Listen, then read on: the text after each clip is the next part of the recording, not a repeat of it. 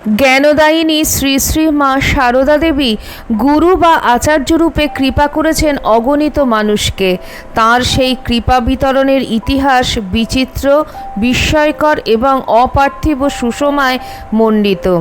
শ্রী শ্রীমা অনেককেই সাক্ষাতে দীক্ষা দেওয়ার আগেই স্বপ্নে কৃপা করেছেন এবং সেই অলৌকিক কৃপাদানের ফলে সেসব ক্ষেত্রে শ্রী শ্রী মায়ের ঐশী মাহাত্ম্য সম্বন্ধেও সন্তানরা অবহিত হয়েছেন।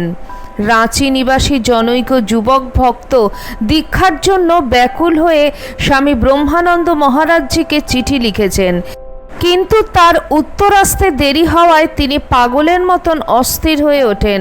সেই অবস্থায় এক রাতে তিনি স্বপ্ন দেখেন কালীঘাটের মা কালী তাকে কোলে তুলে নিয়ে বলছেন, ভয় কি বাবা, আমি তো রয়েছি। এ কথা বলেই সেই চতুর্ভুজা মূর্তি দ্বিভুজা নারী মূর্তিতে রূপান্তরিত হলেন। তার পরনে লাল পেরে কাপড়, হাতে বালা। সেই মাতৃমূর্তি সেই যুবককে বীজ সহ একটি নাম দিয়ে রোজ 108 বার জপ করতে নির্দেশ দিলেন এবং বললেন, তুমি এটি করে যাও, আর যা করতে হবে আমি করব।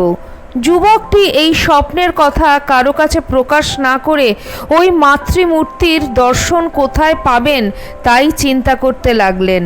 এর কিছুদিন পরে মায়ের আশ্রিত জনৈক ভক্তের কাছ থেকে শ্রী শ্রী মায়ের কথা প্রথম শুনে যুবকটির মনে হলো, এই মা কি আমার স্বপ্নে দৃষ্ট সেই মা?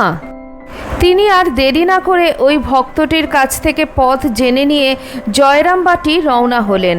জয়রামবাটিতে পৌঁছে নির্ধারিত সময়ে মায়ের দর্শনের জন্য মায়ের বাড়ির উঠোনে প্রবেশ করেই যুবকটি দেখলেন বারান্দায় কয়েকজন স্ত্রীলোক বসে আছেন এবং তাদের একজন বটিতে তরকারি কুটছেন। যুবকটিকে দেখেই অন্য স্ত্রীলোকেরা উঠে গেলেন, কিন্তু যিনি তরকারি কুটছিলেন তিনি বসে রইলেন। তার দিকে চেয়েই যুবকটি হতবাক। তার স্বপ্নে দেখা মা, সেই চোখ, সেই মুখ, সেই ভাব। তার অন্তর থেকে কে যেন বলে উঠল, ইনি জগজ্জননী, বিশ্বপ্রসবিনী, বিশ্বেশ্বরী মা। যুবকটি একরকম আবিষ্ট অবস্থায় নির্বাক নিস্পন্দ হয়ে দাঁড়িয়ে রইলেন। শ্রী শ্রী মা তখন বটিখানা কাত করে রেখে ঘরের ভেতরে গিয়ে হাতছানি দিয়ে যুবককে ডাকলেন। যুবক ঘরের ভেতরে গিয়েও নীরবে মায়ের মুখের দিকে চেয়ে রইলেন। মাও রয়েছেন তার দিকে চেয়ে। কিছুক্ষণ পর মাই নীরবতা ভঙ্গ করে বললেন, হ্যাঁ গা, আমায় কি করে চিনলে? যুবকের চোখে জল। বাষ্পরুদ্ধ অস্ফুট স্বরে কি যেন বললেন। শুনে মা হাসলেন। সেই হাসি দেখে যুবক সম্বিত ফিরে পেলেন। মায়ের চরণে লুটিয়ে পড়লেন। দুদিন পরে যুবকের দীক্ষা হলো। যুবকের বিস্ময় ও আনন্দের সীমা রইল না যখন দেখলেন মা তাকে সেই মন্ত্রই দিয়েছেন যে মন্ত্র তিনি স্বপ্নে পেয়েছিলেন। অনেক ক্ষেত্রে শ্রী শ্রী মা স্বপ্নপ্রাপ্ত মন্ত্রের সঙ্গে আরও একটি অংশ বা বীজ যুক্ত করে মন্ত্রটি পূর্ণাঙ্গ করে দিয়ে দীক্ষার্থীকে কৃপা করতেন। হিন্দুস্তানি কুলির ঘটনাটি মায়ের জীবনী পাঠক মাত্রেই জানেন। মা একবার জয়রামবাটি থেকে কলকাতায় আসবার পথে বিষ্ণুপুর স্টেশনে গাড়ির জন্য যখন অপেক্ষা করছিলেন, তখন কোথা থেকে একটি হিন্দুস্তানি কুলি মাকে দেখে ছুটে এসে বলে, তু মেরি জানকি, তুঝে मैंने कितने दिनों से खोजा था, इतने रोज तू कहाँ थी? অর্থাৎ তুমি আমার জানকী মা, আমি তোমায় কতদিন ধরে খুঁজছি, এতদিন তুমি কোথায় ছিলে? এই বলে সে অঝরে কাঁদতে থাকে। মায়ের নির্দেশে কুলিটি একটি ফুল এনে মায়ের পায়ে দিলে মা তাকে সেখানে বসেই দীক্ষা দিলেন। কুলিটি সম্ভবত মায়ের সাক্ষাৎ দর্শনের আগেই স্বপ্নে কিংবা অন্যভাবে মাকে সীতারূপে দেখেছিল। মায়ের দীক্ষাদানে স্থান, কাল, সময়, অসময়, আয়োজন, উপাচারের আড়ম্বর বিশেষ ছিল না। হিন্দুস্তানি কুলিকে রেল স্টেশনে দীক্ষা দিলেন মা। আরেকবার পুলিশের নজরবন্দি একটি ছেলেকে শ্রী শ্রী মা মাঠের মধ্যে দীক্ষা দিয়েছিলেন। মা কোয়ালপাড়ার জগদম্বা আশ্রম থেকে রাধুর বাড়িতে যাচ্ছেন, সঙ্গে সেবক। এমন সময় মাঠের মধ্যে ছেলেটির সঙ্গে দেখা। ছেলেটি আগেই দীক্ষার জন্য প্রার্থনা করেছিল। মা সেবককে দিয়ে 2টি খড় এবং একটা গ্লাসে করে কাছের পুকুর থেকে একটু জল আনিয়ে ওই মাঠের মধ্যেই খড় পেতে বসে ছেলেটিকে দীক্ষা দিলেন। জয়রামবাটিতে শ্রী শ্রী মা একবার পাশাপাশি শায়িত অবস্থায় তার এক বাল্য সখীকে দীক্ষা দিয়েছিলেন। মা অনেক অল্পবয়স্ক বালককেও দীক্ষা দিয়েছেন। একটি 12 বছরের ছেলে একদিন উদ্বোধনে এসে মাকে প্রণাম করে কাঁদতে লাগলো। বলল, মায়ের কৃপা চাই। সবাই ছেলে মানুষই মনে করে ছেলেটির কথা উড়িয়ে দিল। পরের দিন ছেলেটি আবার এসে উদ্বোধনের রোয়াকে বসে আছে। মা রাধুকে বললেন, দেখবি রোয়াকে একটি ছেলে বসে আছে, তাকে নিয়ে আয়। ছেলেটিকে ওপরে নিয়ে আসা হলে মা তাকে দীক্ষা দিলেন। অতটুকু ছেলেকে দীক্ষা দেওয়ার ব্যাপারে সেবক অনুযোগ করলে মা উত্তর দিলেন, তা যা হোক বাপু, ছেলে মানুষ, কাল তো অমন করে পায়ে ধরে কাঁদলে। কে ভগবানের জন্য কাঁদছে বলো দেখি? এ মতি কজনের হয়?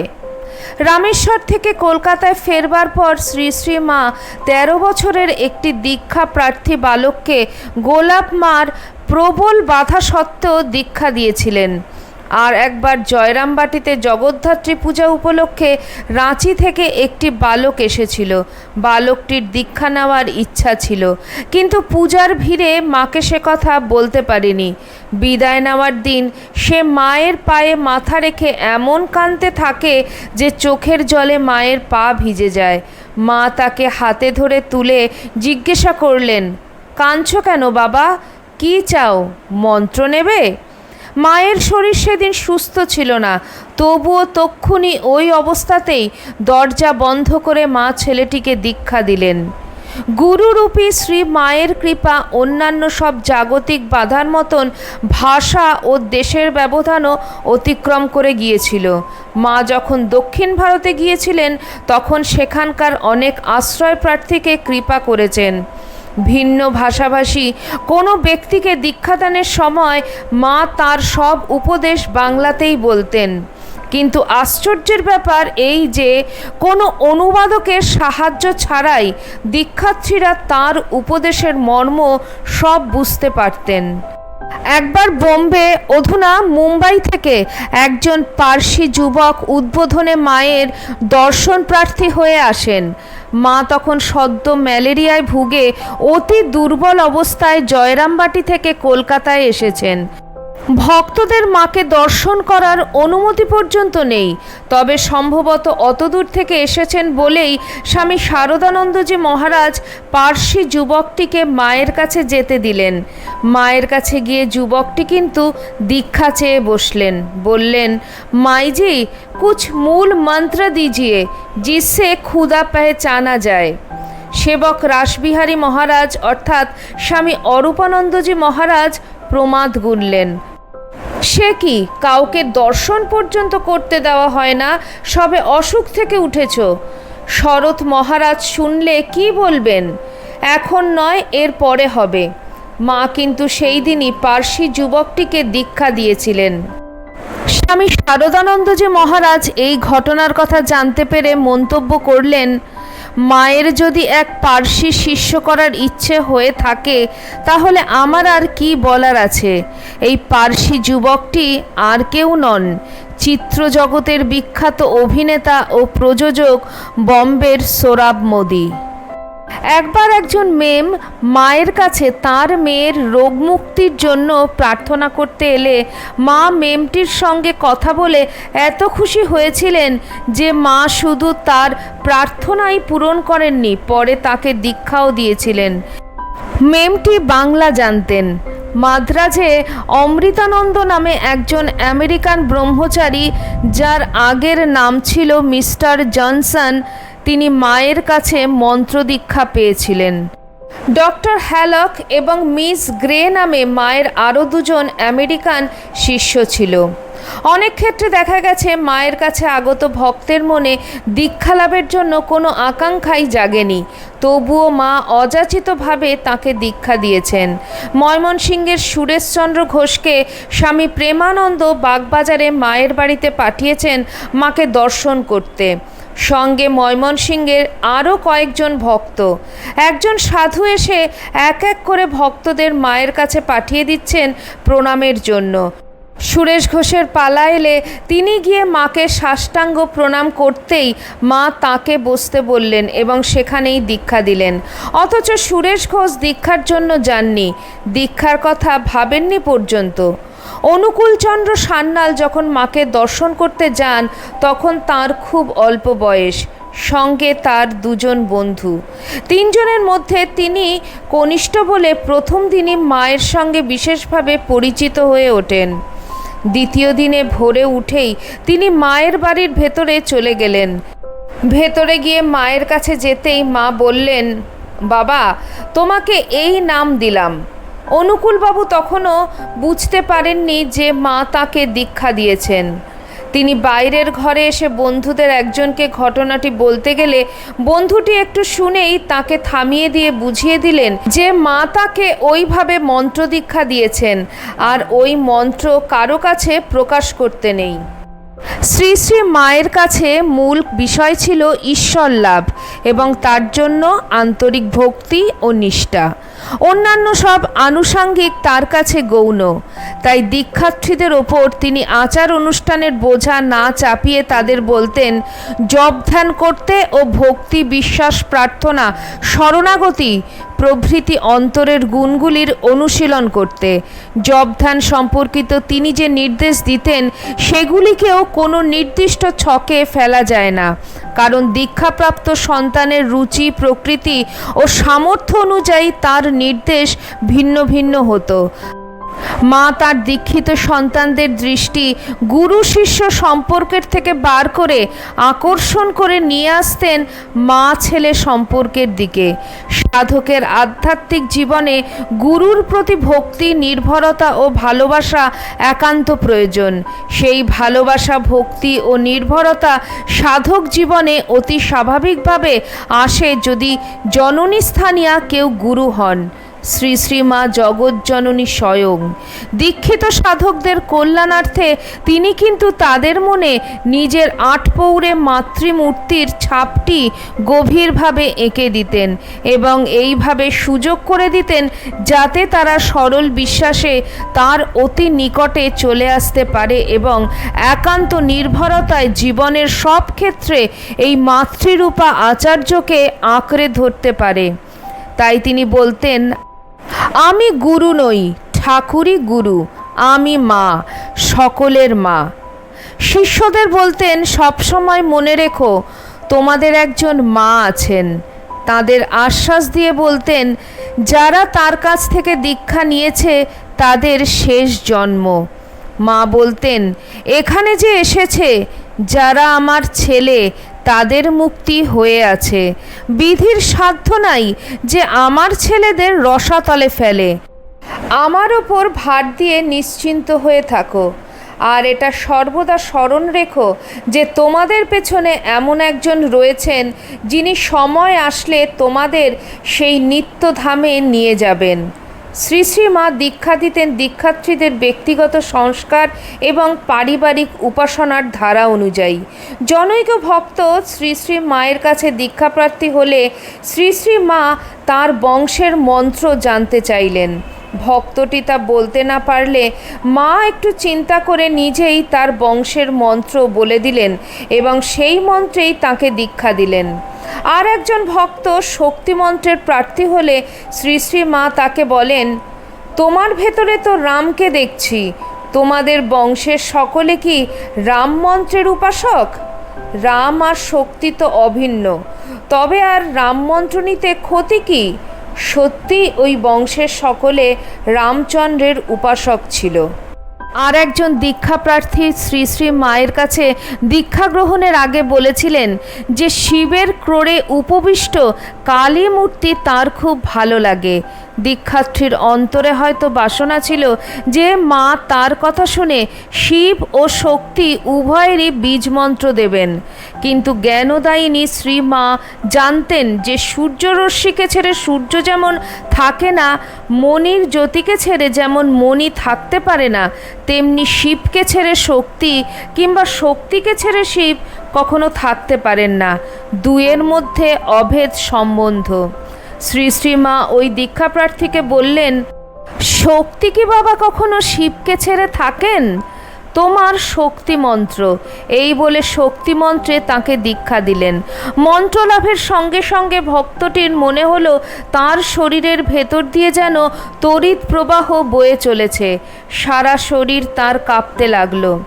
মন্ত্রের সত্যতা সম্বন্ধে তার আর কোনো সন্দেহ রইল না। দীক্ষাপ্রার্থীর ব্যক্তিগত সংস্কার এবং বংশের সংস্কার ভিন্ন হলে মায়ের স্ফটিক স্বচ্ছ চিত্তে যে সত্য উদ্ভাসিত হতো তাকেই তিনি প্রাধান্য দিতেন। শ্রী শ্রীমা দীক্ষাপ্রার্থীদের জন্য যেভাবে ইষ্ট নির্বাচন করে দিতেন তা পর্যালোচনা করলে পরিষ্কার হয়ে ওঠে যে তিনি সর্বদাই জানতেন যে একই ভগবৎ সত্তা বিভিন্ন সাধকের রুচি এবং প্রকৃতি অনুযায়ী বিভিন্ন দেবদেবী মূর্তিতে প্রকাশিত। যে কোনো নাম ও রূপ ধরেই সাধক শেষ লক্ষ্যে উপস্থিত হতে পারেন। শ্রী শ্রী মায়ের প্রত্যক্ষ ও পরোক্ষ ইঙ্গিতে অনেক ভক্তই বুঝতে পেরেছিলেন শ্রী শ্রী মা এবং শ্রী শ্রী ঠাকুর স্বরূপত অভেদ। পূর্ব অবতারের শক্তিরূপে যারা এসেছিলেন সেই শক্তি এবার শ্রীরামকৃষ্ণ লীলায় জ্ঞানদায়িনী সারদা। শুধু তাই নয়, তিনি স্বয়ং মহামায়া। কালী, দুর্গা প্রভৃতি শক্তির বিভিন্ন রূপ বস্তুত তাঁরই এক একটা দিক। শ্রী শ্রী ঠাকুরের মহাসমাধির পূর্বে জগতের মানুষের দায়িত্ব শ্রী শ্রী মায়ের হাতে দিয়ে বলেছিলেন, অর্থাৎ তিনি নিজে আর কি করেছে, তোমাকে এর অনেক বেশি করতে হবে।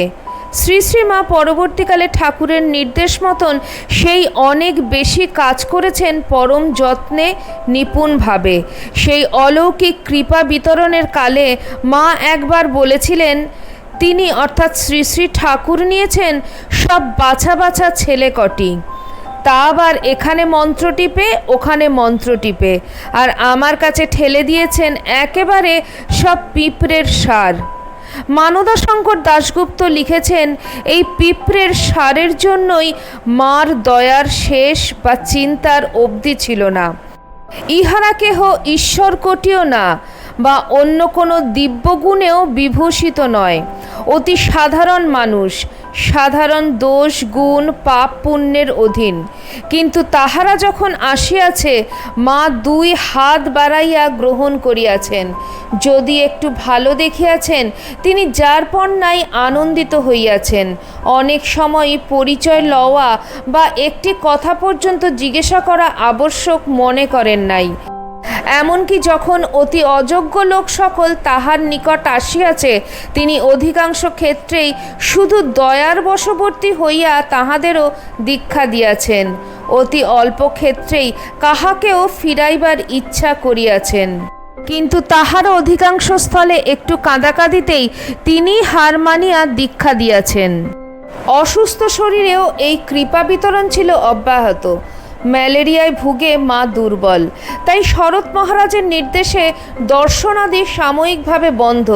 এরকম পরিস্থিতিতে একদিন সুদূর বরিশাল থেকে এক ভক্তের আবির্ভাব দীক্ষাপ্রার্থী হয়ে। একদিকে ভক্তের আকুলতা, অন্যদিকে সেবকের কর্তব্যনিষ্ঠা, দুয়ের সংঘর্ষে বাদানুবাদের সূত্রপাত। হঠাৎ দেখা যায় অসুস্থ মা আলুথালুভাবে দরজায় উপস্থিত। সেবককে জিজ্ঞাসা করেন, কেন তুমি আসা বন্ধ করছো? সেবক জানালেন, শরৎ মহারাজের নিষেধ। মা তীব্র স্বরে বলে উঠলেন, শরৎ কি বলবে? আমাদের ওই জন্যই আসা, আমি ওকে দীক্ষা দেব। পরদিন মা ভক্তটিকে দীক্ষা দিলেন। শ্রী শ্রী মাকে দেখা যেত সর্বদাই জপ করতে। শেষ বয়সে শরীর যখন দুর্বল, অধিকাংশ সময়ই যখন বিছানায় শুয়ে কাটাতেন, তখনও জপের বিরাম ছিল না। রাতেও ঘুমোতেন খুব কম। জপ করেই কাটাতেন। কেউ ঘুমোতে বললে বলতেন, ঘুম কি আর আছে না আসে, মনে হয় যতক্ষণ ঘুমোবো ততক্ষণ জপ করলে জীবের কল্যাণ হবে। মা বলতেন, কি করি বাবা, ছেলেরা ব্যাকুল হয়ে এসে ধরে, দীক্ষা নিয়ে যায়, কিন্তু কই কেউ নিয়মিত কেন, কেউ বা কিছুই করে না। তা যখন ভার নিয়েছি তখন তাদের আমাকে দেখতে হবে তো, তাই জপ করি আর ঠাকুরের কাছে তাদের জন্য প্রার্থনা করি, হে ঠাকুর ওদের চৈতন্য দাও, মুক্তি দাও, এই সংসারে বড় দুঃখ কষ্ট আর যেন তাদের না আসতে হয়। এতক্ষণ আপনারা শুনছিলেন শ্রী শ্রী মায়ের দীক্ষাদানের কথা, তার ভক্ত সন্তানদের প্রতি তার মমতা, তার ভালোবাসার কথা, মায়ের কৃপার কথা। ভিডিওটি আপনাদের কেমন লাগলো অবশ্যই কমেন্ট সেকশনে কমেন্ট করে জানাবেন। চ্যানেলের নতুন বন্ধুদের কাছে একান্ত অনুরোধ, চ্যানেলটি সাবস্ক্রাইব করে আমার পাশে থাকবেন আর পাশে থাকা বেল আইকনটি অবশ্যই ক্লিক করে দেবেন, যাতে আমার পরবর্তী ভিডিওতে আপনার সঙ্গে আমার আবার দেখা হয়। তাহলে আজকে এই পর্যন্তই। সবাই ভালো থাকবেন, সুস্থ থাকবেন। আবার খুব শিগগিরই দেখা হচ্ছে আপনাদের সঙ্গে কোনো একটি নতুন ভিডিওতে। জয় ঠাকুর, জয় মা, জয় স্বামীজি।